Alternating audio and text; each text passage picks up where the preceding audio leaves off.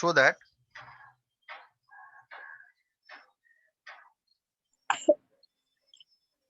Good morning, sir. good morning. Show that limit x tends to 0, sine 1 by x does not exist.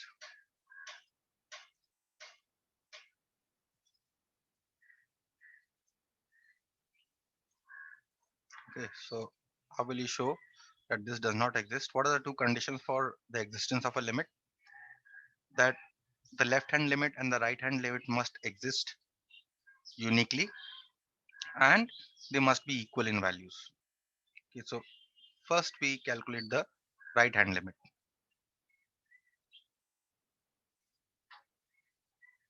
Limit x tends to 0 from the positive side, sine 1 by x. As I told you, in order to evaluate the right hand limit, what you do is you take let x minus 0 is equal to h. Okay, that means x is equal to h. As x tends to 0, h tends to 0. So therefore, the right hand limit will be limit h tends to 0, sine 1 by h. Now what should be the value of this limit? Limit h tends to 0, sine 1 by h. See that when h is very close to 0, 1 by h is a very large number. Okay. Now you know that the value of sine lies between minus 1 and 1, where sine 1 by h must lie between plus 1 and minus 1. So which means that there is no unique value of sine 1 by h. That is, limit h tends to 0, sine 1 by h can take any value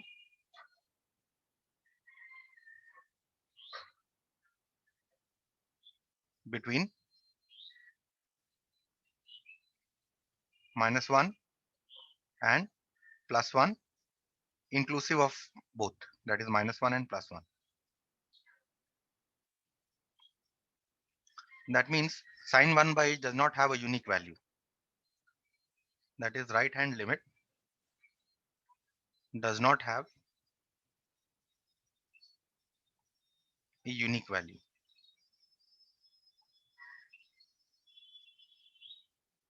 That is, it does not exist.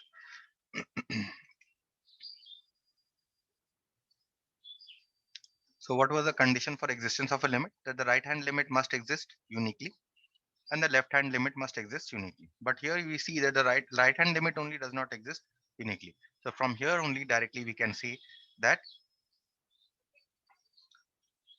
limit x tends to 0, sine 1 by x does not exist. The first condition is not satisfied only, and therefore we can say that does not exist. Next problem is, if f is an even function,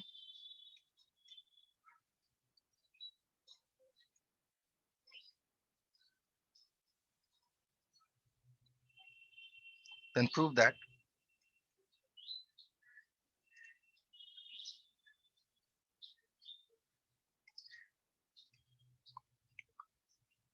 limit hx tends to 0 minus fx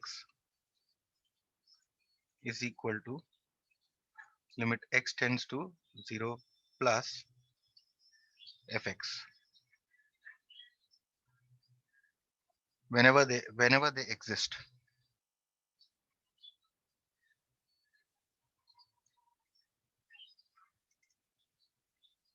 That is, provided they exist. Okay, so we assume that the left hand limit say exists and the right hand limit both exist. Let limit x tends to 0 minus fx and limit x tends to 0 plus fx exist. Suppose they exist, then we need to show that this is equal if f is an even function. So we say since f is an even function,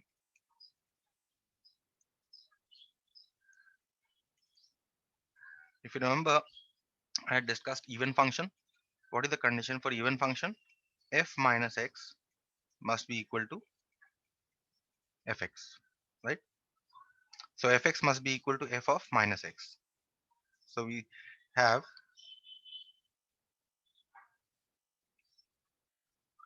limit x tends to 0 plus. Let's start from the right hand side. Let's write right hand side. RHS is equal to limit x tends to 0 plus fx. Now since here fx is equal to f of minus x, we can write this as limit x tends to 0 plus f of minus x, right? Now see, if x is a number that is just greater than 0 and it is positive, then what is minus x? Minus x has to be negative. That means if I now say let minus x is equal to h, that means what can we write? Then as x tends to 0 plus, h will tend to 0 minus, right? If x is a number that is just above 0 and positive, and if h is equal to minus x, that means h will be a number just less than 0, right? So that is why h tends to 0 minus. So therefore, what does the right hand side become? Right hand side was limit x tends to 0 plus f minus x. Now if I change everything to h, it becomes limit h tends to 0 minus fh, right? Now whether we are calling x or h, it will be the same because x and h are the same variables. You can call h as y, you can call h as z, whatever you call it, it will remain a variable. So therefore I can replace h by x, which is equal to your left hand side, and that is what we are required to prove. Okay, you can do it this way, or what you can do is you can remember this limit,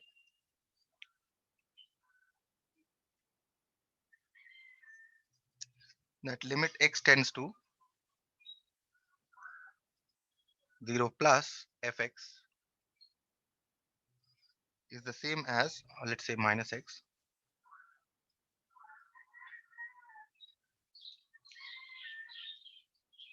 is the same as limit x tends to 0 minus fx. Okay, so if you use this result directly, then you can get RHS is equal to LHS. Okay, and the last problem from this exercise, problem 5,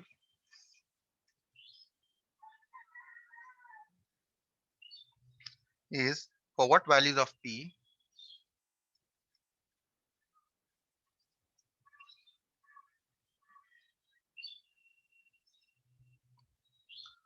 does the limit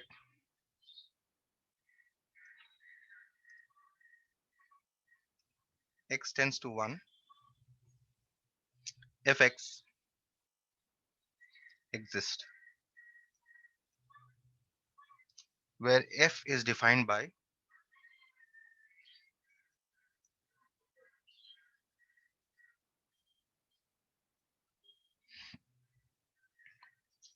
fx is equal to,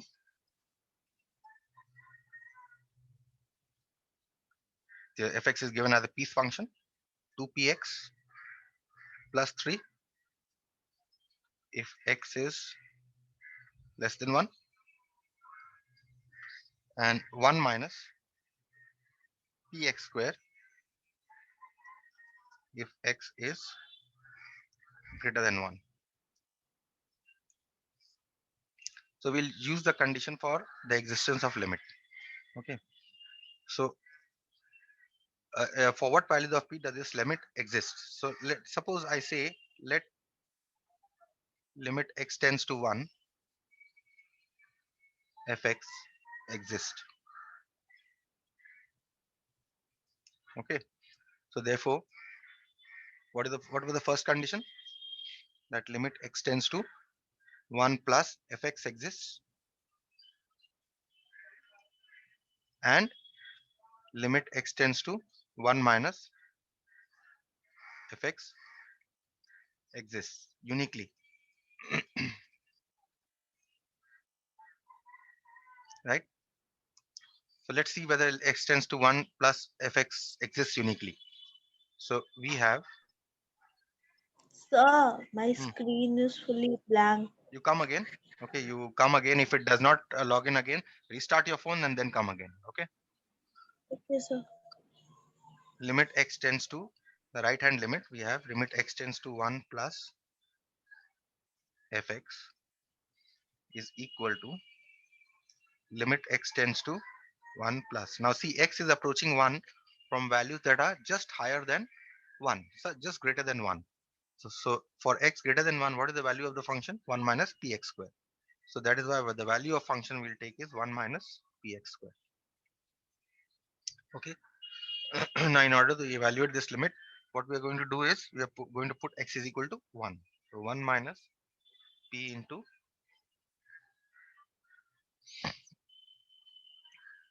1 square, which is 1 minus p.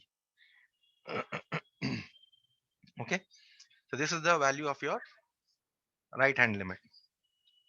Also, limit x tends to 1 minus fx is equal to, now see here x is moving towards 1 from values that are lesser than 1.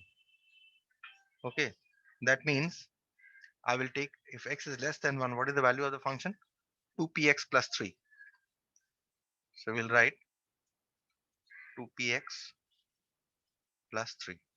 Now in order to evaluate this limit at 2p into 1 plus 3, so which is 2p plus 3. So clearly these two limits, because limit x tends to 1 exists, these two limits will also exist. Also, what is the next condition? That these two limits must be equal in value. So since limit x tends to 1 fx exists, therefore limit x tends to 1 plus fx must be equal to limit x tends to 1 minus fx. And the value that we have found is limit x tends to 1 plus is 1 minus p, and limit x tends to 1 minus the value is 2p plus 3. So now you simply solve this equation to get the value of p. So that means we have 1 minus 3 is equal to 2p plus p. That means minus 2 is equal to 3p. That means p is minus 2/3. That is the required value of p. For p is equal to minus 2/3, this limit will exist definitely. Any questions?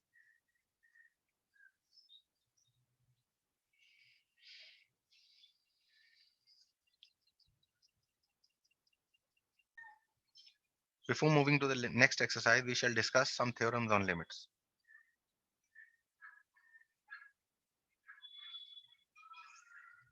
Here the first theorem is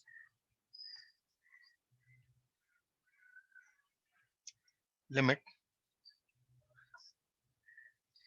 x tends to a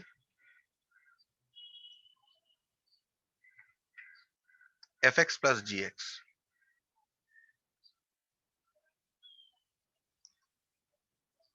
You can distribute the limits. Limit x tends to a fx plus limit x tends to a gx. Okay, next is limit. Let's take this as plus or minus. Okay, so even if this is minus, even this will work. Next is limit x tends to a, the product of functions fx into gx. Again, you can distribute the limits between the product.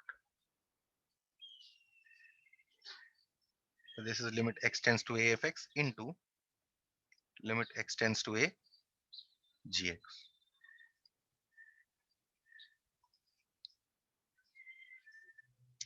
Third theorem is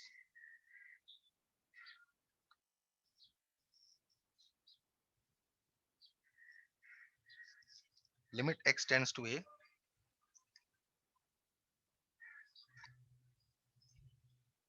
fx to the power of n, where n is a positive integer, must be equal to the power of the entire limit. Limit x tends to, this is not 0, this is a. So limit x tends to 0, fx raised to the power of n, where n is a positive integer.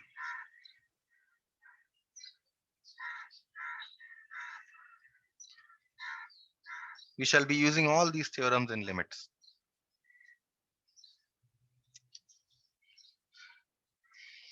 Next, limit x tends to a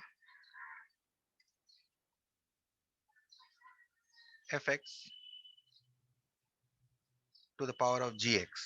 When the function fx is raised to the power of another function, then you can write this as limit x tends to a fx,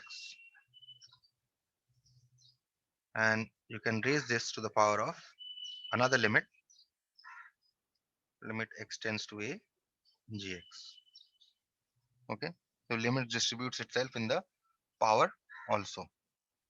Okay, and fifth one is if limit x tends to a fx is equal to minus infinity or plus infinity, whichever, then limit x tends to a 1 by fx will be equal to 0. And the next theorem is an important theorem, but we shall not be using this in class 11. This theorem we shall mostly be using in L'Hospital's rule in class 12. Limit x tends to a log fx is equal to log limit x tends to a fx. What you see here is that we can interchange log and limit. First, on the right hand side, you had limit first and then log. On the left hand side, you have log first and then limit, and both are equal. Okay, so whenever you have a limit of a log, you can interchange the limit and the log. We shall be using this extensively in class 12. And finally, you have limit x tends to a f of gx is equal to function of limit x tends to a gx. Okay, this all these theorems we shall be using in one form or the other. This we shall be using mostly in class 12. All these we'll be using here right now in class 11 in the evaluation of limits. So let us use these to evaluate some limits.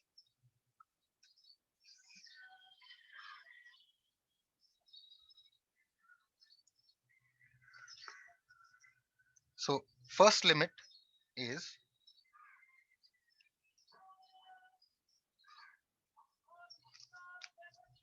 evaluate the following limits.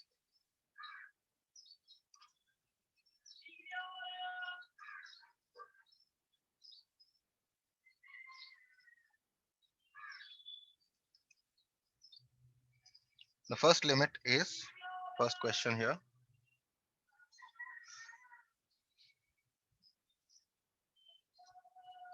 limit x tends to 5 minus x plus 5 by mod x plus 5. Second question for you is limit x tends to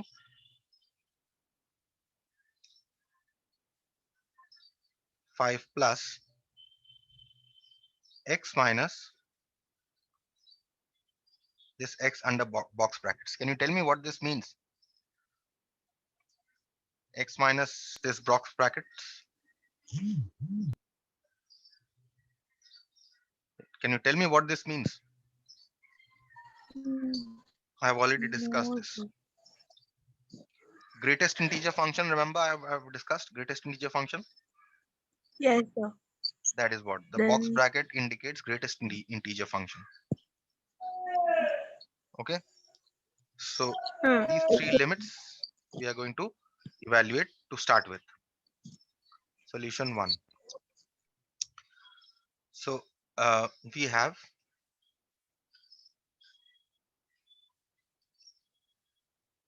let's say let L is equal to limit x tends to 5 minus x plus 5 by mod x plus 5. Now this is actually a left hand limit. Okay, now if you remember I had given you a technique for evaluation of left hand limits. What you do is you take 5 minus x is equal to h.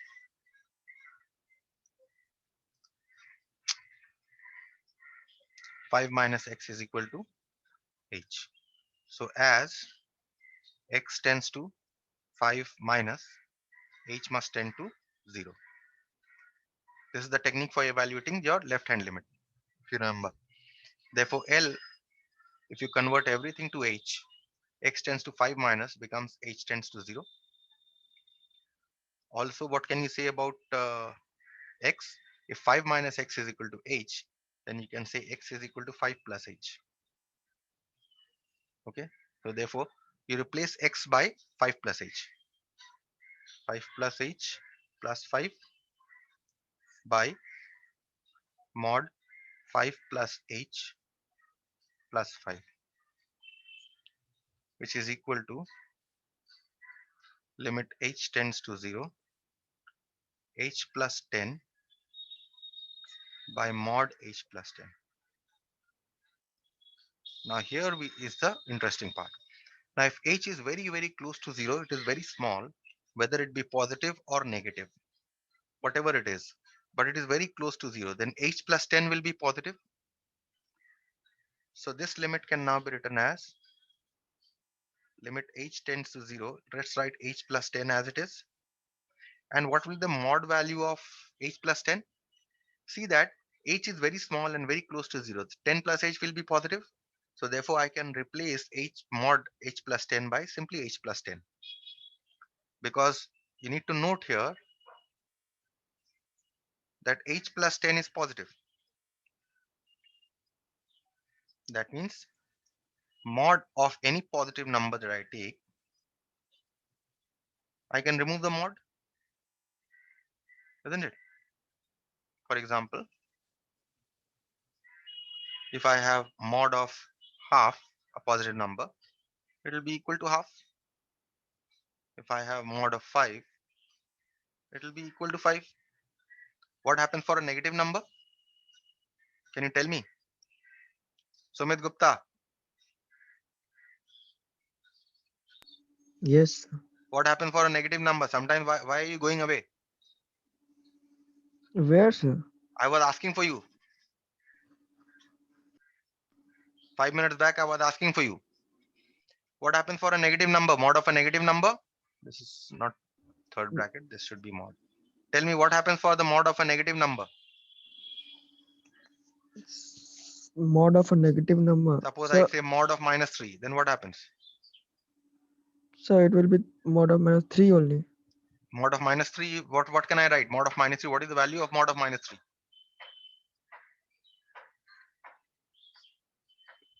What is the value of mod -3? Mod -3 is minus of -3, which is +3. If you don't remember this, please remember this always. Whenever inside a mod, if you have a negative number, this means minus of that particular negative number will give you the value. So if h plus 10 is positive here, that means mod of h plus 10 will be equal to h plus 10 only. That is why I have in the denominator, I have written for mod h plus 10, I have written simply h plus 10. And now what happens? These two cancel. So you get what? Limit h tends to 0, 1, which is equal to 1. So therefore the value of this limit is 1. Okay. And for the next one, limit x tends to, this last problem for today, let L is equal to limit x tends to 5 plus, this is right hand limit, x minus greatest integer function of x.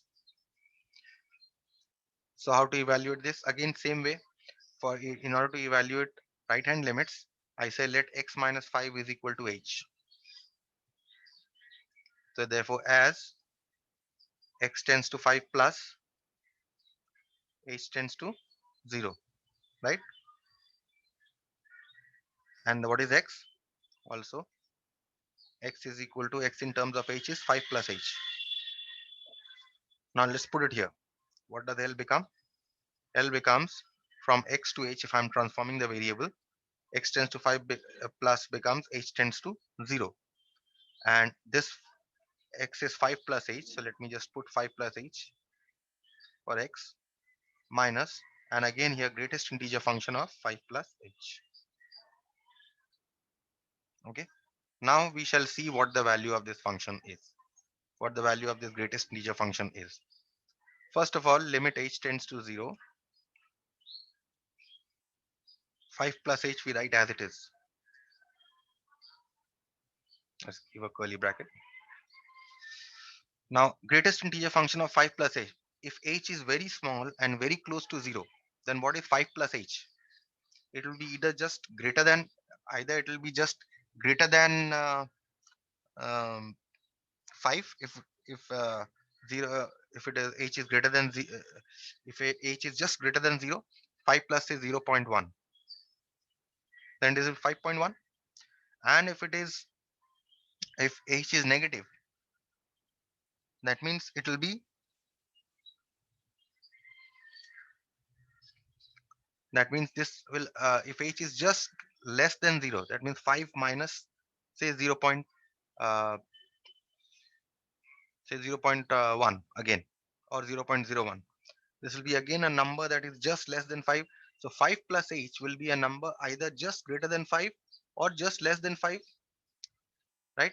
In both the cases, the value of this will be 5 plus h. What was the greatest integer function? What was the greatest integer function for 5.01? What is the value? It is 5, right? 5. Yes, sir. So that is why 5, the greatest integer function for 5 plus h here will be 5 plus h. And what happens? This becomes limit h tends to 0. This 5 plus h, this cancels. You get limit h tends to 0, 0, which is 0. Clear with this? Yes, Yes, sir. sir. So I'll stop here for today.